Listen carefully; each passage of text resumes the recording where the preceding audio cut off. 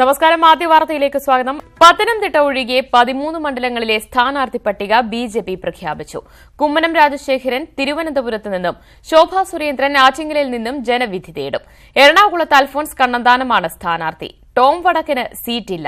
പത്തനംതിട്ടയിലെ സ്ഥാനാർത്ഥിയെ പിന്നീട് പ്രഖ്യാപിക്കുമെന്ന് ബിജെപി കേന്ദ്ര തെരഞ്ഞെടുപ്പ് സമിതി അംഗം ജെ.പി. നദ്ദ പറഞ്ഞു. कन्नूर श्री सी के पद्मनाभन, वडकारा श्री वी के संजीवन, कोझिकोड श्री के पी प्रकाश बाबू. തിരുവനന്തപുരത്ത് കുമ്മനം രാജശേഖരൻ ജനവിധി തേടും. ജനറൽ സെക്രട്ടറിമാരായ ശോഭാ സുരേന്ദ്രൻ ആറ്റിങ്ങലിലും എൻ രാധാകൃഷ്ണൻ ചാലക്കുടിയിലും മത്സരിക്കും. കേന്ദ്രമന്ത്രി അൽഫോൺസ് കണ്ണന്താനത്തിന് എറണാകുളം സീറ്റ് നൽകി. PSC മുൻ ചെയർമാൻ ഡോക്ടർ KS രാധാകൃഷ്ണൻ ആലപ്പുഴയിൽ നിന്ന് ജനവിധി തേടുമ്പോൾ അഡ്വക്കേറ്റ് KV സാബുവാണ് കൊല്ലത്തെ സ്ഥാനാർത്ഥി. Palakkad C Krishnakumar, Kozhikode KP Prakash Babu, Malappuram Unnikrishnan master, Ponnani VT Rama, Vadakara VK Sajeevan, Kannur CK Padmanabhan, Kasaragod Raveeshathanthri Kundar എന്നിവരാണ് മറ്റ് സ്ഥാനാർത്ഥികൾ. അനിശ്ചിതത്വം ബാക്കിയാക്കിയാണ് കേന്ദ്ര തെരഞ്ഞെടുപ്പ് സമിതി കേരളത്തിലെ സ്ഥാനാർത്ഥികളെ പ്രഖ്യാപിച്ചത്. സ്ഥാനാർത്ഥി ആര് എന്നതിനെ ചൊല്ലി തർക്കം രൂക്ഷമായിരുന്ന പത്തനംതിട്ടയിൽ പിന്നീടാകും പ്രഖ്യാപനം. നിർവാഹക സമിതി അംഗം PK Krishnadas, general secretary MT Ramesh എന്നിവർ പട്ടികയിലില്ല. അടുത്തിടെ കോൺഗ്രസ് വിട്ടെത്തിയ ടോം വടക്കനും സീറ്റ് ലഭിച്ചില്ല. ആദ്യഘട്ട സ്ഥാനാർത്ഥി പട്ടിക പുറത്തിറക്കിയെങ്കിലും കേരളത്തിലെ പാർട്ടി പ്രവർത്തകരുടെ ആകാംക്ഷ അവസാനിക്കുന്നില്ല. പത്തനംതിട്ടയിലെ ഹോട്ട് സീറ്റിൽ ആർക്കാകും അവസരം നൽകുക എന്നറിയാൻ ഇനിയും കാത്തിരിക്കണം. ക്യാമറമാൻ ബിനു ബേസിലിനൊപ്പം KP അഭിലാഷ്, ന്യൂസ് 18, ഡൽഹി. കേരളത്തിലെ 13 ഉൾപ്പെടെ 182 പേരുടെ സ്ഥാനാർത്ഥി പട്ടികയാണ് ബിജെപി പ്രഖ്യാപിച്ചത്. പ്രധാനമന്ത്രി നരേന്ദ്രമോദി വാരാണസിയിൽ നിന്ന് മത്സരിക്കും. LK അദ്വാനിയെ ഒഴിവാക്കി ദേശീയാധ്യക്ഷൻ അമിത്ഷാ ഗാന്ധിനഗറിൽ നിന്ന് ജനവിധി തേടും. 20 സംസ്ഥാനങ്ങളിലെ 182 സ്ഥാനാർത്ഥികളെയാണ് ആദ്യഘട്ടത്തിൽ ബിജെപി പ്രഖ്യാപിച്ചത്. പ്രധാനമന്ത്രി നരേന്ദ്രമോദി ഉത്തർപ്രദേശിലെ വാരാണസിയിൽ നിന്ന് വീണ്ടും ജനവിധി തേടും. LK അദ്വാനിയുടെ മണ്ഡലമായ ഗാന്ധിനഗറിൽ ഇത്തവണ അമിത്ഷായാണ് പോരാട്ടത്തിനിറങ്ങുന്നത്. ലക്നൌവിൽ രാജ്നാഥ് സിംഗും ഗാസിയാബാദിൽ VK സിംഗും മത്സരിക്കും. നാഗ്പൂരിൽ നിതിൻ ഗഡ്കരിയും അമേഠിയിൽ സ്മൃതി ഇറാനിയും പോരിനിറങ്ങും. മഥുരയിൽ ഹേമമാലിനിയും കന്യാകുമാരിയിൽ പൊൻ രാധാകൃഷ്ണനും സ്ഥാനാർത്ഥികളാകും. മുതിർന്ന നേതാവ് LK അദ്വാനിയെ ഒഴിവാക്കി മണ്ഡലം അമിത്ഷായ്ക്ക് നൽകിയതാണ് ആദ്യഘട്ട പട്ടികയിലെ പ്രധാന മാറ്റങ്ങളിലൊന്ന്. ന്യൂസ് 18, ഡൽഹി. തുഷാർ മത്സരിക്കുമോ എന്നത് വ്യക്തമാക്കാത്തതുകൊണ്ടാണ് പത്തനംതിട്ടയിലെ പ്രഖ്യാപനം മാറ്റിവെച്ചത്. തൃശൂരിൽ തുഷാർ മത്സരിച്ചില്ലെങ്കിൽ K സുരേന്ദ്രനെ മത്സരിപ്പിക്കാനാണ് ബിജെപി നേതൃത്വം ആലോചിക്കുന്നത്. പത്തനംതിട്ടയിൽ പൊതുസമവായ സ്ഥാനാർത്ഥിയെയും ബിജെപി പരിഗണിക്കുന്നുണ്ട്. പത്തനംതിട്ടയിലെ സ്ഥാനാർത്ഥിയെ പ്രഖ്യാപിക്കുന്നത് മാറ്റിയത് അപ്രതീക്ഷിതമായിരുന്നില്ല.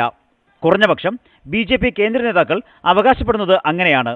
പത്തനംതിട്ടയിൽ അവസാനം പരിഗണിച്ചത് 3 പേരെയാണ്. സംസ്ഥാന പ്രസിഡന്റ് PS ശ്രീധരൻപിള്ള, കഴിഞ്ഞ തവണ മികച്ച പ്രകടനം കാഴ്ചവെച്ച vice president MT Ramesh, general secretary K Surendran. ഇതിൽ സുരേന്ദ്രൻ താൽപര്യം പ്രകടിപ്പിച്ചത് തൃശൂരിൽ മത്സരിക്കാനാണ്. എന്നാൽ തൃശൂർ മണ്ഡലം BDJSന് നൽകുകയും തുഷാർ വെള്ളാപ്പള്ളി തന്നെ മത്സരിക്കുമെന്ന സൂചന വരികയും ചെയ്തതോടെയാണ് സുരേന്ദ്രനെയും പത്തനംതിട്ടയ്ക്ക് പരിഗണിച്ചത്. തുഷാർ മത്സരിക്കുമെന്ന സൂചന നൽകിയതല്ലാതെ ഇനിയും തീരുമാനം BJP കേന്ദ്ര നേതൃത്വത്തെ അറിയിച്ചിട്ടില്ല. ഈ സാഹചര്യത്തിലാണ് പത്തനംതിട്ടയിലെ പ്രഖ്യാപനം BJP നീട്ടിയത്. തുഷാർ മത്സരിക്കില്ലെങ്കിൽ തൃശൂരിൽ K സുരേന്ദ്രനെ മത്സരിപ്പിക്കും. അങ്ങനെ വന്നാൽ PS ശ്രീധരൻപിള്ള മാറി നിൽക്കുന്ന സാഹചര്യത്തിൽ MT രമേശിന് പത്തനംതിട്ടയിൽ നറുക്കു വീഴും. പൂർത്തിയാകുമ്പം ബാക്കി വിട്ടുപോയ മണ്ഡലങ്ങളുണ്ടെങ്കിൽ അത് തീർച്ചയായിട്ടും വരും. ചർച്ചകളുടെ ഒന്നും പ്രശ്നമില്ല. ചർച്ചയ്ക്ക് ഞാനിപ്പോൾ ഇവിടെ നിൽക്കില്ലേ. അതേസമയം തന്നെ പൊതുസമ്മതം എന്ന ആലോചനയും പത്തനംതിട്ടയിൽ BJP നടത്തുന്നുണ്ട്. എന്തായാലും പത്തനംതിട്ട സീറ്റിൽ സ്ഥാനാർത്ഥിയെ പ്രഖ്യാപിക്കാനാകാത്തത് BJPയുടെ സ്ഥാനാർത്ഥി പട്ടികയുടെ പകിട്ട് കുറച്ചു. ഉൾപാർട്ടി പോരാണ് കാരണമെന്ന വ്യാഖ്യാനത്തിന് ഇത് വഴിവെക്കുകയും ചെയ്തു. ശബരിമല വിഷയമടക്കം പത്തനംതിട്ടയിൽ BJPക്കുണ്ടായിരുന്ന അനുകൂല ഘടകത്തിൽ ഈ നീക്കം വിള്ളലുണ്ടാക്കിയിട്ടുണ്ട്. TJ Sreelal, election desk, news 18. സ്ഥാനാർത്ഥി പ്രഖ്യാപനം വന്നതോടെ ബിജെപി നേതാക്കൾ ആവേശത്തിലാണ്. കേരളത്തിലെ മിക്ക മണ്ഡലങ്ങളിലും ത്രികോണ മത്സരമാണെന്നും വിജയസാധ്യതയുണ്ടെന്നും ബിജെപി സ്ഥാനാർത്ഥികൾ പറഞ്ഞു. പാർട്ടി ഏൽപ്പിച്ച ദൗത്യം ഏറ്റെടുക്കുന്നു. വികസന സാധ്യതയുള്ള മണ്ഡലത്തിലാണ് മത്സരിക്കുന്നതെന്ന് അൽഫോൺസ് കണ്ണന്താനം. കേരളത്തിന്റെ തലസ്ഥാനം തിരുവനന്തപുരമാണെങ്കിലും യഥാർത്ഥ തലസ്ഥാനം കൊച്ചിയാണ്. വളരെ ബുദ്ധിയുള്ള, കഴിവുള്ള, സ്മാർട്ടായിട്ടുള്ള ഒരു മനുഷ്യനെ, ഒരു സ്ഥാനാർത്ഥിയെ വിലയിരുത്താൻ അതിനുള്ള കഴിവുള്ള ആൾക്കാർ ആണ് എറണാകുളത്തെ സകല വോട്ടേഴ്സും. അപ്പോൾ എറണാകുളത്ത് സ്ഥാനാർത്ഥിയാകുന്നതിൽ വളരെ സന്തോഷം. അതിശക്തമായ ത്രികോണ മത്സരമാണ് ആറ്റിങ്ങലിൽ ഉണ്ടാകാൻ പോകുന്നതെന്ന് ശോഭാ സുരേന്ദ്രൻ. ഭാരതീയ ജനതാ പാർട്ടി നേതൃത്വം നൽകുന്ന NDAയോടൊപ്പം ചേർന്ന് നിന്നുകൊണ്ട് ഒരു വലിയ റിസൾട്ട് ഉണ്ടാക്കുന്ന തെരഞ്ഞെടുപ്പായിരിക്കും വരാൻ പോകുന്നത്. LDF UDF മത്സരമെന്ന ധാരണ മാറും. നരേന്ദ്രമോദിയുടെ നേട്ടങ്ങൾ പ്രചരണ വിഷയമാകുമെന്ന് CK പത്മനാഭൻ. ഇവിടെ ഒരു പ്രചരണം നടക്കുന്നത് ഇത് LDF UDF മത്സരമാണ് എന്ന രീതിയിലാണ്. ആ ഒരു ധാരണ തിരുത്തി കുറിക്കപ്പെടാൻ വേണ്ടി പോവുകയാണ്. മാറിയ സാഹചര്യത്തിൽ ചാലക്കുടിയിൽ BJPക്ക് വിജയ സാധ്യതയുണ്ടെന്ന് AN രാധാകൃഷ്ണൻ. നല്ല പ്രഗത്ഭരായ സ്ഥാനാർത്ഥികളോട് ഏറ്റുമുട്ടുക, അതിൽ നിന്ന് വിജയം വരിക്കുക എന്നുള്ളൊരു വലിയ സന്തോഷകരമായ സംഭവമുണ്ട്. അത് നേരിടുന്ന സ്ഥാനാർത്ഥി BJP സ്ഥാനാർത്ഥിയായതിൽ സന്തോഷമുണ്ടെന്ന് പാലക്കാട്ടെ സ്ഥാനാർത്ഥി C കൃഷ്ണകുമാർ. 100% ഇത്തവണ പാലക്കാട് നിന്നുള്ള നരേന്ദ്രമോദിയെ പിന്തുണയ്ക്കുന്ന ആളായിരിക്കും ലോക്സഭയിൽ ഉണ്ടാവുക. ന്യൂനപക്ഷങ്ങൾക്ക് അർഹമായ പരിഗണന BJP നൽകുന്നതിന് തെളിവാണ് സ്ഥാനാർത്ഥിത്വമെന്ന് KB സാബു. 37 കൊല്ലമായിട്ട് ഞാൻ BJP പ്രവർത്തിക്കുക.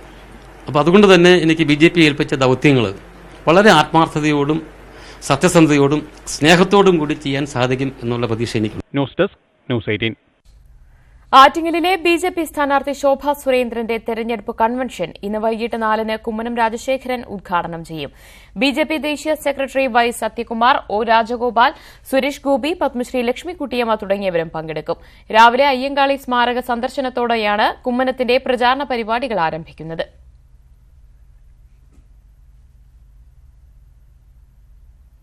കേന്ദ്രമന്ത്രി എന്ന നിലയിൽ ഡൽഹിയിലെ തിരക്കുകൾ മാറ്റിവെച്ച് എറണാകുളത്ത് മത്സരിക്കാൻ ഒരുങ്ങുകയാണ് അൽഫോൺസ് കണ്ണന്താനം.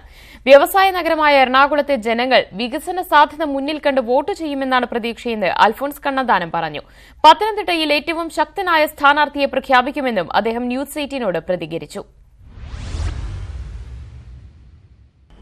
എറണാകുളത്തെ BJP സ്ഥാനാർത്ഥി കേന്ദ്രമന്ത്രി കൂടിയായ ശ്രീ അൽഫോൺസ് കണ്ണന്താനം ഇപ്പോൾ നമ്മളോടൊപ്പം ചേരുകയാണ്. സർ, ഈ തെരഞ്ഞെടുപ്പ് BJPയെ സംബന്ധിച്ചിടത്തോളം വളരെ പ്രധാനപ്പെട്ട ഒരു തെരഞ്ഞെടുപ്പാണ്. ആ തെരഞ്ഞെടുപ്പിൽ എറണാകുളത്ത് നിന്നും ജനവിധി തേടാനാണ് BJP താങ്കളെ നിയോഗിക്കുന്നത്. എങ്ങനെയാണ് പ്രതീക്ഷകൾ പങ്കുവെക്കുന്നത്? വളരെ സന്തോഷമുണ്ട്. എറണാകുളം എന്ന് പറഞ്ഞാൽ ശരിക്കും പറഞ്ഞാൽ എൻ്റെ രണ്ടാമത്തെ വീടാണ്, സെക്കൻഡ് ഹോമാണ്.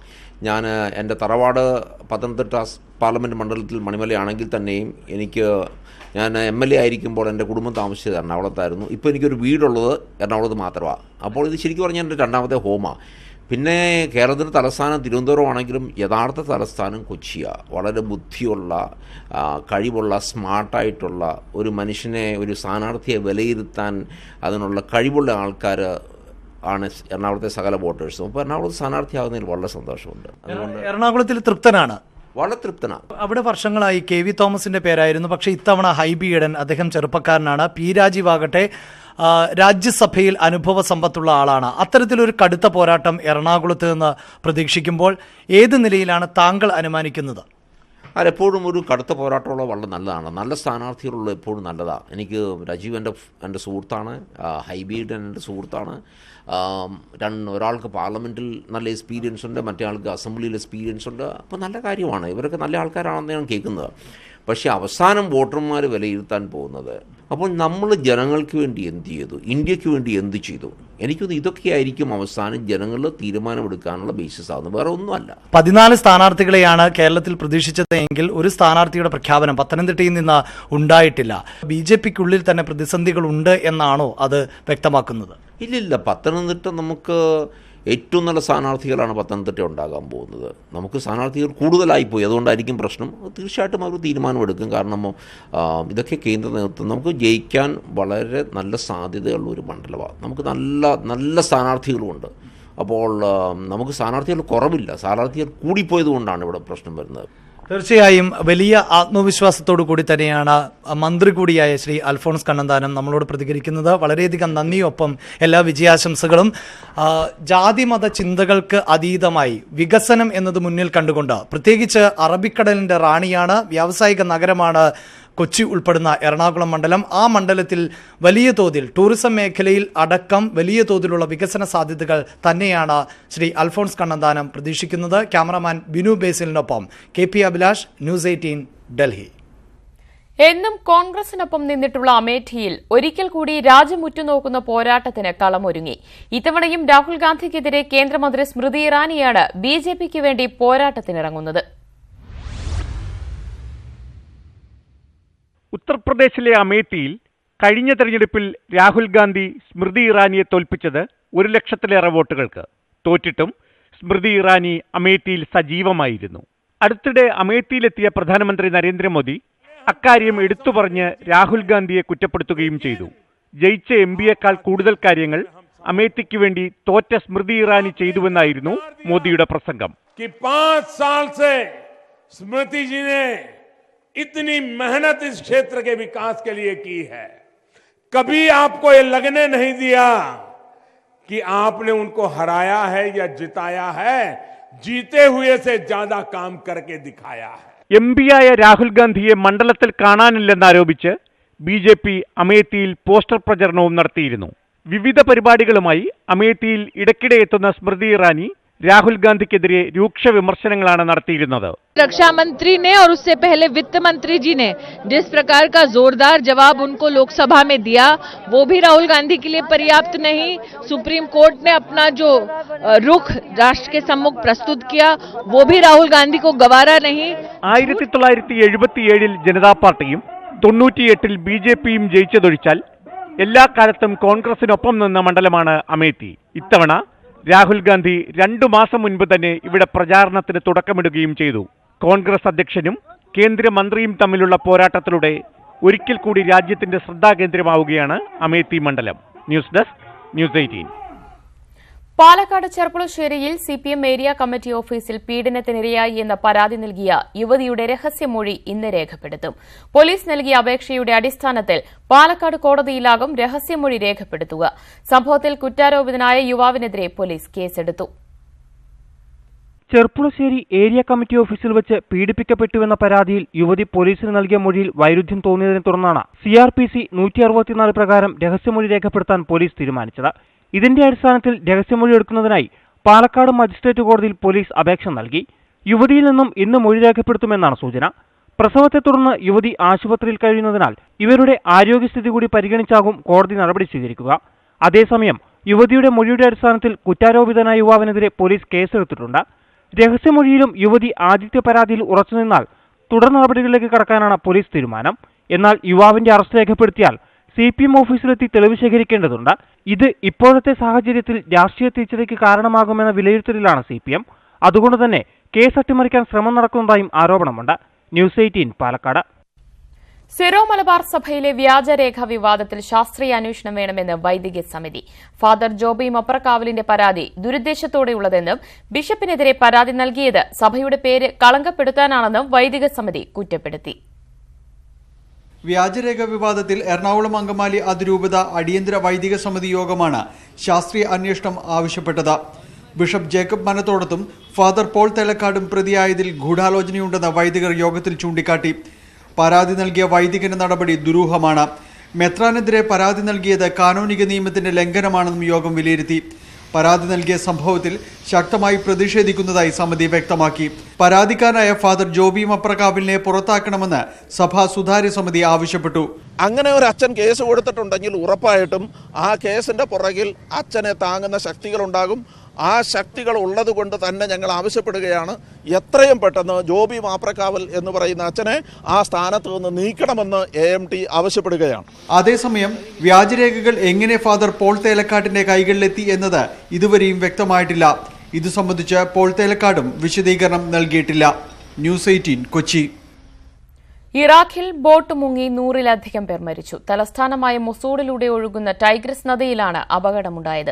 കൊല്ലപ്പെട്ടവരിൽ ഭൂരിഭാഗവും കുട്ടികളും സ്ത്രീകളുമാണ്. പുതുവർഷ ആഘോഷത്തിന്റെ ഭാഗമായി നടന്ന നൌറസ് ചടങ്ങിൽ പങ്കെടുക്കാൻ പോയ 200-ലധികം പേരടങ്ങുന്ന സംഘമാണ് അപകടത്തിൽപ്പെട്ടത്. റബയാൻ ദ്വീപിലുള്ള വിനോദസഞ്ചാര കേന്ദ്രത്തെ ലക്ഷ്യമാക്കി നീങ്ങിയ ബോട്ട് ടൈഗ്രിസ് നദിയിൽ മുങ്ങുകയായിരുന്നു. 94 പേരുടെ മൃതദേഹം ലഭിച്ചതായി ആഭ്യന്തര മന്ത്രാലയം അറിയിച്ചു.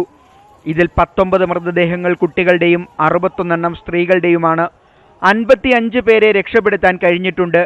കൂടുതൽ ആളുകളെ കയറ്റിയതാണ് ബോട്ട് മുങ്ങാൻ കാരണമായതെന്നാണ് പ്രാഥമിക നിഗമനം. ബോട്ടിലുണ്ടായിരുന്ന മിക്കവർക്കും നീന്താൻ അറിയില്ലായിരുന്നു. കുത്തൊഴുക്കുള്ള നദിയിൽ ഹെലികോപ്റ്ററുകളിലെത്തിയാണ് രക്ഷാപ്രവർത്തനം നടത്തിയത്. മൊസൂൾ ഡാം തുറന്നുവിട്ടതിനാൽ നദിയിലെ ജലനിരപ്പ് ഉയരുമെന്ന മുന്നറിയിപ്പ് അധികൃതർ നൽകിയിരുന്നു. സംഭവത്തെക്കുറിച്ച് പ്രധാനമന്ത്രി ഏദൽ അബ്ദുൾ മഹ്ദി പ്രത്യേക അന്വേഷണം പ്രഖ്യാപിച്ചു. ബോട്ട് കമ്പനിയിലെ 9 ജീവനക്കാരെ സംഭവവുമായി ബന്ധപ്പെട്ട് അറസ്റ്റ് ചെയ്തിട്ടുണ്ട്. കമ്പനിയുടെ ഉടമസ്ഥർ രാജ്യം വിടാതിരിക്കാനുള്ള നടപടികളും സ്വീകരിച്ചതായി ഇറാഖ് നിയമമന്ത്രി അറിയിച്ചു. International desk news 18. ബ്രെക്സിറ്റ് കരാർ നടപ്പാക്കുന്നത് നീട്ടിവെക്കാനുള്ള ബ്രിട്ടന്റെ തീരുമാനത്തെ യൂറോപ്യൻ യൂണിയൻ അംഗീകരിച്ചു. ബ്രെക്സിറ്റ് നടപ്പാക്കുന്നതിന് യൂറോപ്യൻ യൂണിയൻ മുന്നോട്ട് വച്ചിട്ടുള്ള ഉപാധികൾ എംപിമാർ അംഗീകരിക്കുന്ന പക്ഷം മെയ് 22 വരെ കരാർ നടപ്പാക്കുന്നത് ബ്രിട്ടന് നീട്ടിവെക്കാനുള്ള അനുമതിയാണ് നൽകിയിരിക്കുന്നത്. ഉപാധികൾ എംപിമാർ തള്ളിയാൽ ഏപ്രിൽ 12 വരെ മാത്രമാകും കരാർ നടപ്പാക്കുന്നത് വൈകിപ്പിക്കാൻ ബ്രിട്ടന് കഴിയുക. യൂറോപ്യൻ കൌൺസിൽ പ്രസിഡന്റ് ഡൊണാൾഡ് ടസ്കാണ് നടപടി വിശദീകരിച്ചത്. കിഴക്കൻ ചൈനയിലെ ഫാക്ടറിയിലുണ്ടായ സ്ഫോടനത്തിൽ 6 പേർ മരിച്ചു. ജിയാങ്സു പ്രവിശ്യയിലുള്ള യാൻചങ് എന്ന സ്ഥലത്താണ് അപകടമുണ്ടായത്. സ്ഫോടനത്തെ തുടർന്ന് സമീപ പ്രദേശങ്ങളിൽ 2.2 തീവ്രത രേഖപ്പെടുത്തിയ ഭൂചലനമുണ്ടായി. സ്ഫോടനത്തിന്റെ പ്രകമ്പനത്തിൽ സമീപത്തുള്ള വീടുകളും തകർന്നിട്ടുണ്ട്. ഫാക്ടറിയിൽ നിന്നുയരുന്ന പുക വിഷമയമാണെന്ന മുന്നറിയിപ്പിനെ തുടർന്ന് പ്രദേശത്തുള്ളവരെ ഒഴിപ്പിച്ചു. വാർത്തയിലേക്ക് വീണ്ടും. തൃശൂർ കേരളവർമ്മ കോളേജിൽ പെൺകുട്ടികളുടെ ഹോസ്റ്റലിലെ നിയന്ത്രണങ്ങൾ നീക്കിക്കൊണ്ടുള്ള ഹൈക്കോടതി വിധി നടപ്പാക്കാത്തതിൽ പ്രതിഷേധിച്ച് കോളേജ് ഗേറ്റ് വിദ്യാർത്ഥിനികൾ ഉപരോധിച്ചു. വിധി നടപ്പാക്കുന്നതിന് വിദ്യാർത്ഥിനികളുമായി ചർച്ച നടത്തണമെന്ന ആവശ്യം മാനേജ്മെന്റ് തള്ളിയിരുന്നു. ഇതേ തുടർന്നാണ് രാത്രി ഉപരോധ സമരം നടത്തിയത്. വിദ്യാർത്ഥിനികളുടെ മാതാപിതാക്കളുമായി ചർച്ച നടത്തിയതിനു ശേഷമേ വിധി നടപ്പാക്കുന്ന കാര്യത്തിൽ തീരുമാനമെടുക്കൂവെന്നാണ് മാനേജ്മെന്റ് നിലപാട്.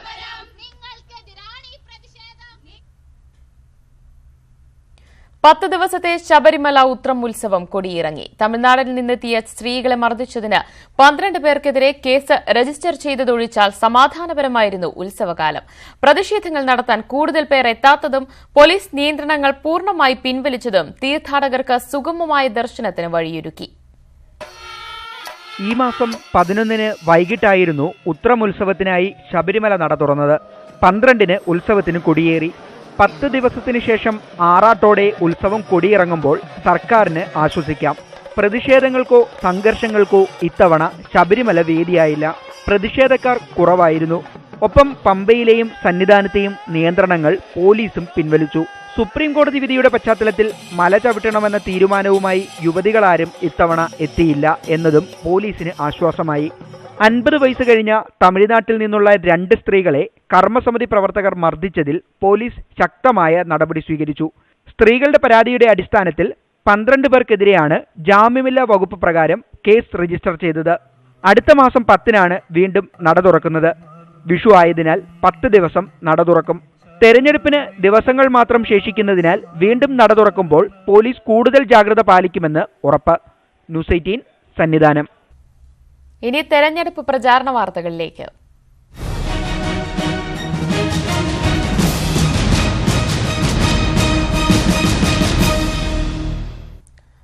വടകരയിലെ യുഡിഎഫ് സ്ഥാനാർത്ഥി കെ മുരളീധരൻ ടി.പി. ചന്ദ്രശേഖരന്റെ വീട് സന്ദർശിച്ചു. പ്രചാരണ പ്രവർത്തനങ്ങൾക്കടക്കം തെരഞ്ഞെടുപ്പിൽ ആർ.എം.പിയുടെ പൂർണ്ണ പിന്തുണ മുരളീധരൻ ആവശ്യപ്പെട്ടു.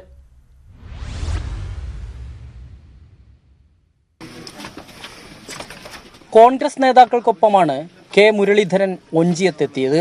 ടി.പി. ചന്ദ്രശേഖരന്റെ വീട്ടിൽ മുദ്രാവാക്യം വിളികളോടെ ആർ.എം.പി പ്രവർത്തകരുടെ വരവേൽപ്പ്.